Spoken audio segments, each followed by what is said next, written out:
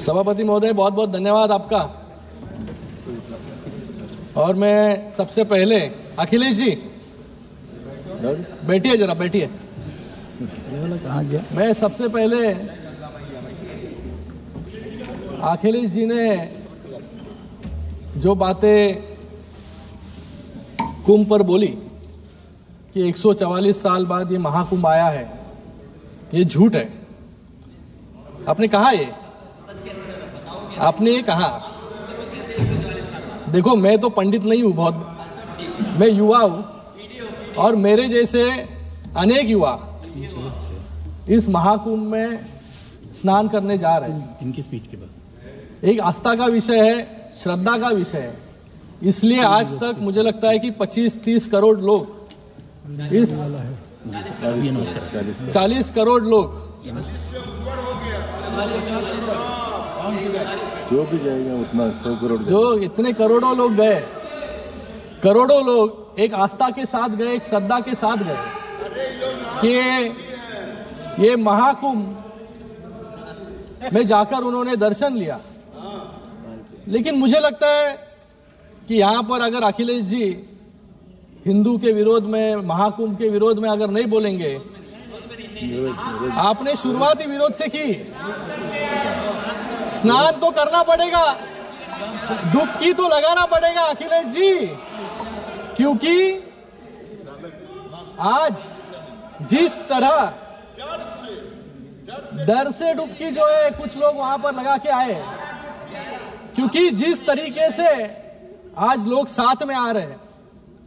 हमेशा आपने हिंदू धर्म का विरोध, आपको नहीं बोल रहा हूं, खाली मैं विपक्ष को बोल रहा हूं, हिंदुओं का विरोध, श्रद्धा का विरोध, ये करने का काम हमेशा इन्होंने किया है। लेकिन आज देश की जनता एकत्रित आ रही है मोदी जी के नेतृत्व में, इसलिए तीसरी बार मोदी जी के नेतृत्व में पूरी मेजॉरिटी के साथ ये सरकार स्थापन है।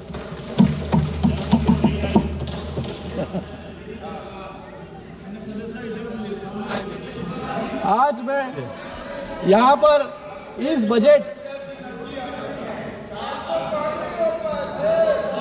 अरे आप लोग 100 पार नहीं कर पाए, 99 तक अटक गए। आज इस बजट को मैं मेरी पार्टी शिवसेना और हमारे नेता एकनाथ शिंदे जी की तरफ से पूरा समर्थन करता हूं, क्योंकि ये हर वर्ग को कुछ ना कुछ तो देने का काम इस बजट ने किया है। इस बजट ने ड्यूअल रिकॉर्ड सेट किया है। पहला, एनडीए सरकार का यह 11वां बजट है जो अपने आप में एक रिकॉर्ड है, और दूसरा रिकॉर्ड है कि निर्मला सीतारमण जी जो पहली इस भारत की फुल टाइम फाइनेंस मिनिस्टर है, उन्होंने 8वां बजट इस सदन में प्रस्तुत किया।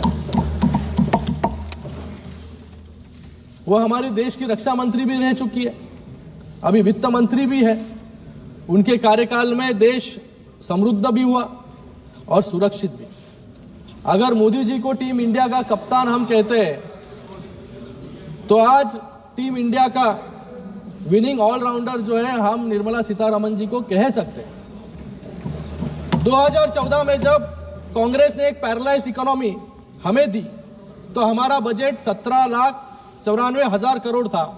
आज सरकार का बजट 50,65,000 करोड़ का है, जिसमें 39,44,000 करोड़ का रेवेन्यू एक्सपेंडिचर है और 11,21,000 करोड़ का कैपिटल एक्सपेंडिचर है। इसका मतलब तीसरे कार्यकाल में 3 गुना अधिक बजट, 3 गुना अधिक विकास और 3 गुना स्पीड से विकास इस देश में हो रहा है। यह बजट कितना महत्वपूर्ण है, इसका क्या इंपैक्ट होगा, ये मैं कुछ पंक्तियों में आपको बताना चाहूंगा। किसान, मजदूर, युवा और महिलाओं का बजट आया है। मिडिल क्लास के लिए खुशियां लाया है। 12 लाख तक अब टैक्स नहीं लगेगा, हर घर में खुशियों का दीप जलेगा। मध्यम वर्ग का अब होगा उत्थान, उनकी मेहनत को मिला है पूरा सम्मान।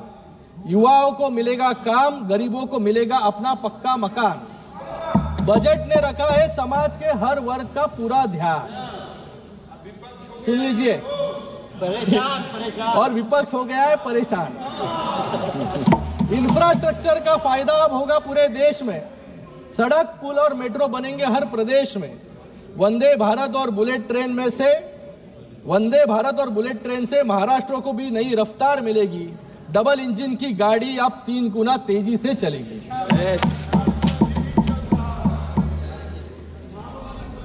मैं 2020 का वो समय याद करता हूं कि जब वित्त मंत्री जी मुंबई में एक फंक्शन में आई थी, तब के महाराष्ट्र के मुख्यमंत्री कहते थे कि मुझे बजट कुछ समझता नहीं है, फिस्कल डेफिसिट कुछ समझता नहीं है। मैं मेरे बजट का जो भी दूसरे दिन कहना हो तो पहले ही दिन, पहले दिन एक टिप्पणी बना के रख देता हूं बजट आने के पहले। वैसे ही हालत मुझे लगता है कि इस बार विपक्ष की हुई थी। पुराने डायलॉग्स जो है विपक्ष ने रटे हुए थे, प्रैक्टिस किए थे, लेकिन बजट आने के बाद पूरी तरीके से चेकमेट करने का काम निर्मला सीतारमण जी ने विपक्ष को किया। इसलिए जब हम बाहर गए, मकर द्वार पर गए, तो मकर द्वार पर विपक्ष का एक भी सांसद जो है वहां पर बाइट देते हुए दिखा नहीं, क्योंकि अभी क्या कहेंगे, क्योंकि बजट में इतना कुछ दे चुका है, तो आज विपक्ष जाकर क्या आलोचना करेंगे। ये सही परिस्थिति बता रहा हूं मैं।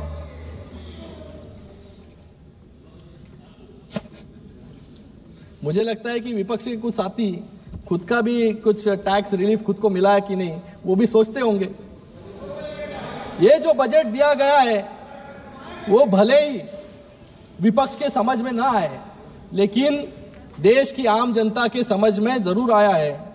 कश्मीर से कन्याकुमारी तक और कच्छ से लेकर अरुणाचल तक मिडिल क्लास के हर वर्ग में खुशी की लहर यहां पर इस बजट के कारण। मैंने इस सदन में पहले भी बताया है कि हमारी सरकार स्कीम्स के लिए जानी जाती है, और जो कांग्रेस की सरकार थी वो स्कैम्स के लिए आज भी जानी जाती है। स्कीम्स और स्कैम्स। विपक्ष वाले बोलते थे कि 10 साल में क्या किया, और विपक्ष के कुछ नेता यहां पर एआई पे भी बात कर रहे थे। मैं यहां पर कुछ उपलब्धियां 2014 से 2024 तक इस सरकार ने किस किस क्षेत्र में क्या क्या उपलब्धि हासिल की है उसके बारे में बताना चाहूंगा। एयरपोर्ट्स वो भी बता रहा हूं आपको। एयरपोर्ट्स 2014 में 74 थे, आज 2024 में 197 हो गए। बी फॉर ब्रॉडबैंड, तब कनेक्शंस 6 करोड़ थे, आज 94 करोड़ ब्रॉडबैंड कनेक्शंस हो गए। सी का कोल प्रोडक्शन 56 मेट्रिक टन था, आज 997 मेट्रिक टन है। डिफेंस बजट 2,24,000 करोड़ था, आज 6,81,000 करोड़ आज है। इथेनॉल का ब्लेंडिंग परसेंटेज जो पहले खाली 1.53% था, आज 15% है। उसके कारण फॉरेन एक्सचेंज भी हमारे देश का बच रहा है। एफडीआई जो $305 बिलियन था, आज $596 बिलियन है। और जी फॉर जीडीपी पर कैपिटा जो पहले $3,500 था, आज $6,000 से भी ज्यादा हमारा जीडीपी पर कैपिटा है। हाईवेज की संख्या 91,000 किलोमीटर थी, आज 1.5 लाख किलोमीटर से अधिक हाईवेज जो है इस भारत में बन चुके हैं। और I for innovation index ranking में हमारा देश पहले 81st रैंक में था, आज 39th रैंक पे है। आधे से ज्यादा जो है रैंकिंग हमारी नजदीक आ चुकी है। और जो आप रोजगार के बारे में बात कर रहे हैं, यहां पर इनोवेशन में स्टार्टअप्स भी आता है। पहले स्टार्टअप्स सिर्फ 340 थे, आज 1.5 लाख स्टार्टअप्स जो है इस देश में है, और सबसे ज्यादा स्टार्टअप्स हमारे महाराष्ट्र में।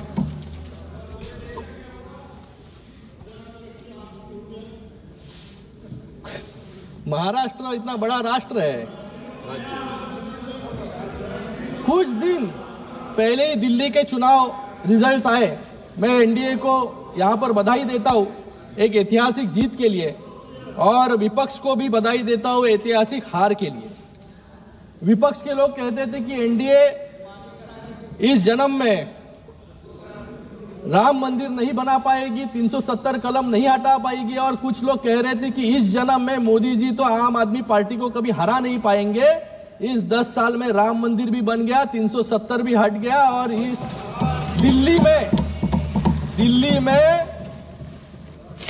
सरकार भी बन गई, और आप इस जन्म में ही यूनिफॉर्म सिविल कोड भी इस देश में आएगा। जो व्यक्ति अपने आप को पीएम इन वेटिंग समझते थे, नई दिल्ली की जनता ने उनका टिकट ही काट दिया, क्योंकि इस नई दिल्ली में इतने साल तक एक परिवार रहा।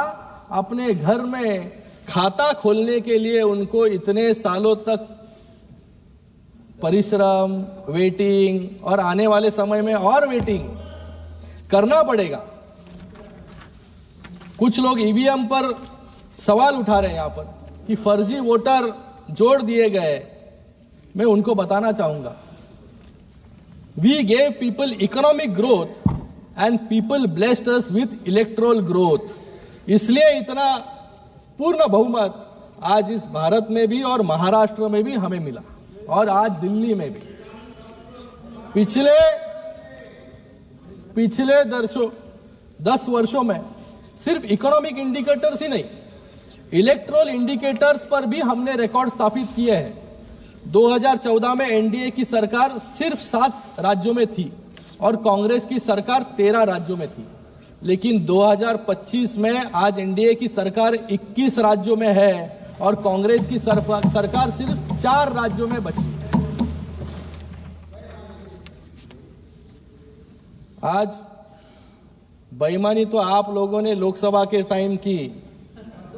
लोकसभा के टाइम आपने लोगों को फंसाने का काम किया, लोगों को आपने गुमराह किया, इसलिए कुछ वोट्स आप लोगों को मिले, लेकिन लोगों को जो है हमेशा आप गुमराह नहीं कर पाए। उसका नतीजा दिल्ली इलेक्शन हो, महाराष्ट्र इलेक्शन हो, आपको दिखाई दिया। माननीय और आने वाले सदस्य समय में शिंदे जी, आप इधर देख के उधर बोलिए, इधर देख के बोलिए, आज इधर देख के बोलिए, किसी को भी बोलिए आप। सुनिए, बैठ जाइए। यादव जी, बैठ जाइए। यादव जी बैठिए।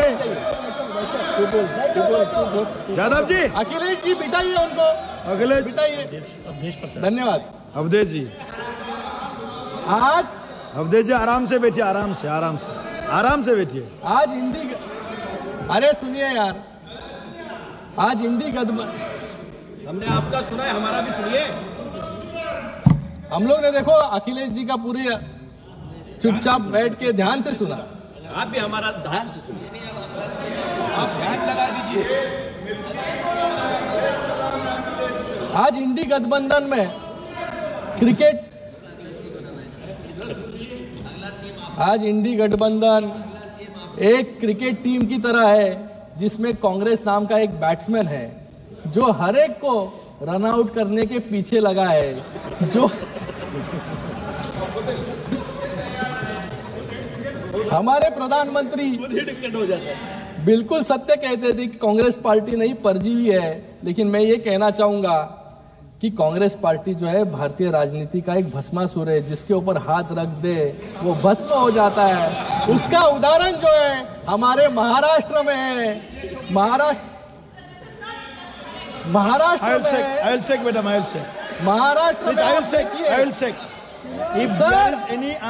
में कोई भी असंसदीय शब्द का भस्मासुर हमारे देश के इतिहास का, और यही भस्मासुर खुद के सर पर भी आने वाले समय में हाथ रखने वाला है। हमारे महाराष्ट्र में आप उदाहरण देखिए, यूबीटी की मशाल को बुझा दिया।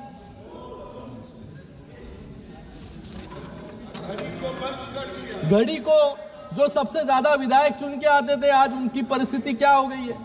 और जिन्होंने हिंदुत्व छोड़ा, आइडियोलॉजी के साथ कॉम्प्रोमाइज किया, आज उनके साथ क्या परिस्थिति हो गई, ये महाराष्ट्र में आके आप देख लीजिए।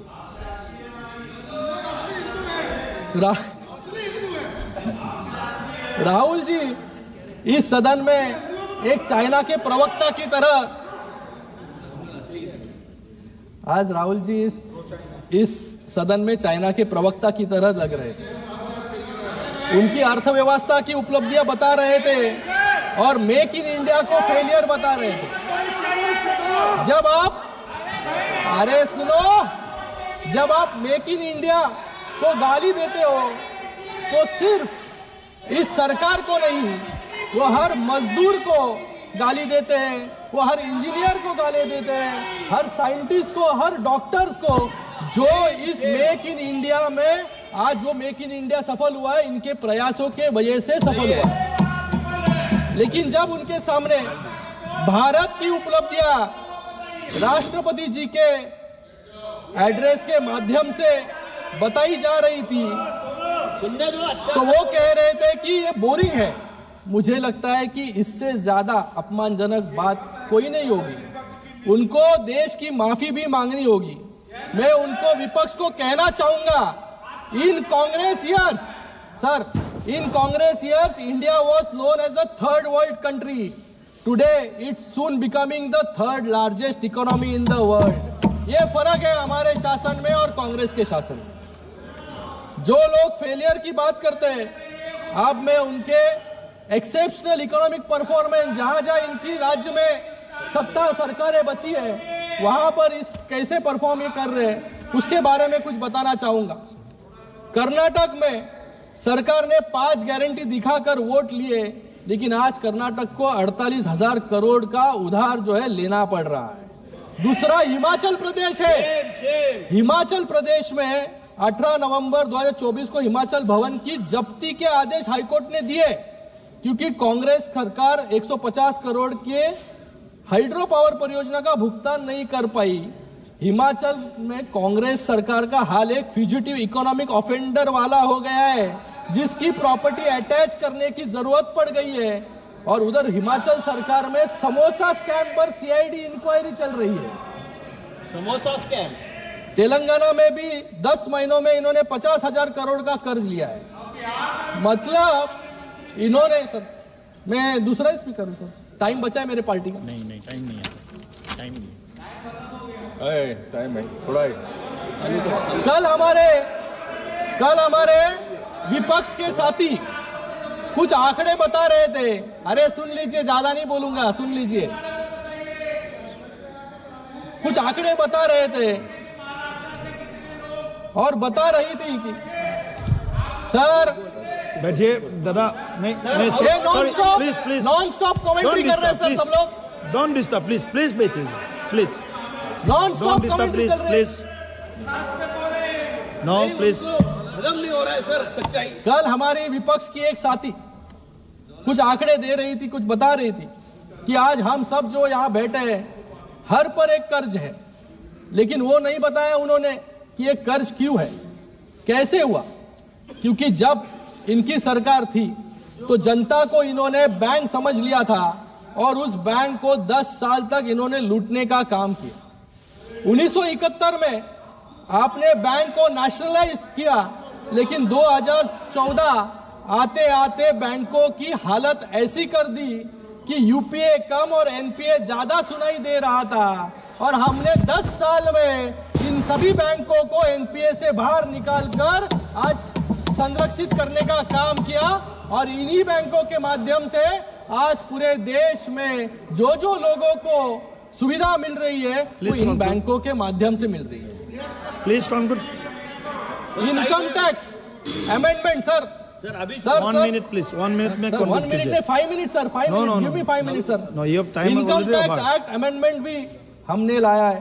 पहले इनकम टैक्स टेररिज्म हुआ करता था, आज इनकम टैक्स कंप्लायंस है। ये 10 साल की जर्नी हमने की है। मैं एक उदाहरण देना चाहूंगा। ऑयल बॉन्ड्स का 2014 से पहले 1,70,518 करोड़ के ऑयल बॉन्ड्स जारी की गए, लेकिन उस समय की सरकार ने इन्हें चुकाने की कोई चिंता नहीं की।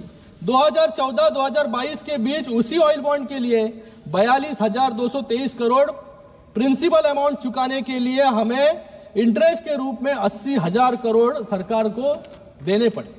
2022 से 2026 के बीच 92,000 करोड़ और 22,000 करोड़ ब्याज के रूप में चुकाने पड़े। यानी कांग्रेस सरकार की दरियादिली का बिल आज आम आदमी यहां पर चुका रहा। कांग्रेस ने इस देश के आम आदमी को, इस देश के किसान को कर्जदार बनाया और फिर बोलते हैं कि किसानों का कर्ज माफ करेंगे। मुझे लगता है कि किसानों की कर्ज माफी में भी इन्होंने घोटाला किया, क्योंकि कैग का एक रिपोर्ट था, इस सदन में रखा गया था कि in several cases ineligible farmers were given benefit while deserving ones were left out. और जब मतलब जिसको कर्ज देना था, जिसको कर्ज देना था उसको कर्ज नहीं दिया।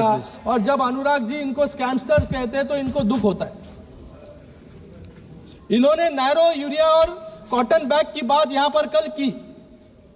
ये वो लोग हैं जिन्होंने कोरोना जैसी आपदा में भ्रष्टाचार का अवसर छोड़ा नहीं।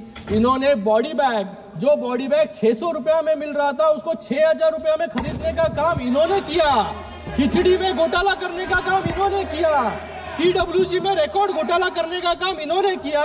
और इनके खुद के मंत्री टैक्स रेवेन्यू बढ़ाने की जगह अपना रेवेन्यू बढ़ाने के लिए वसूली कर रहे थे और जेल में भी गए। इसको कोई ऑथेंटिकेशन की जरूरत नहीं है। ओके सिन्हा जी, प्लीज खत्म करो। लास्ट महाराष्ट्र की बात करूंगा, महाराष्ट्र की बात करूंगा सर। Time is our. इसलिए इस न्यायालय ने, देश की न्यायालय ने उनको आदेश दिया और जेल में भेजा। मैं यहां पर महाराष्ट्र की बात करूंगा सर। महाराष्ट्र को इस बजट में क्या मिला, ये पूछ रहे थे। मैं यहां पर कहूंगा कि इस बजट में महाराष्ट्र को क्या क्या मिला। महाराष्ट्र को 76,000 करोड़ वार्ड 1 पोर्ट के माध्यम से मिला है, जो 12 लाख रोजगार जो है हमारे महाराष्ट्र में निर्माण करेगा। टैक्स प्रोसीड्स के माध्यम से 90,000 करोड़ महाराष्ट्र को मिले। MYTP3 के प्रोजेक्ट्स के अंतर्गत 1400 करोड़ महाराष्ट्र को मिले। पुणे मेट्रो में 837 करोड़। उसी के बाद में Mumbai Ahmedabad high speed road 4,300 crore. Sir खत्म करो। फिर मुंबई मेट्रो के लिए 1600 करोड़, रूरल ट्रांसपोर्ट इंप्रूवमेंट के लिए 683 करोड़ और उसी के साथ में integrated green urban mobility project के लिए 652 करोड़। और रेलवे में तो सबसे ज्यादा फायदा महाराष्ट्र को हुआ है, 23,778 करोड़ सिर्फ रेलवे में हमें मिले। सर खत्म कर रहा हूं लास्ट। आज गढ़चिरौली जैसे नक्सल अफेक्टेड एरिया में भी डेवलपमेंट की बात चल रही है। प्लीज हमारी डबल इंजन सरकार ने गढ़चिरौली जैसे नक्सल प्रभावित इलाके को भी देश की मुख्य धारा से जोड़ने और जिंदाल स्टील जैसे 1 लाख करोड़ का स्टील पावर प्लांट आज गढ़चिरौली में लग रहा है, जिससे हजारों लोगों को नौकरी मिलेगी।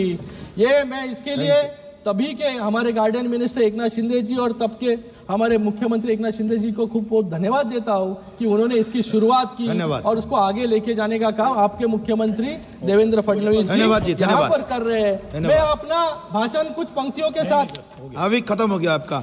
माननीय सदस्यगण सर, यहाँ पर माननीय सदस्यगण, यहाँ पर सर जो भी माननीय सदस्य अपना लिखित भाषण सभा पटल पर देना चाहते हैं वो दे सकते हैं, इसकी अनुमति दी जाती है।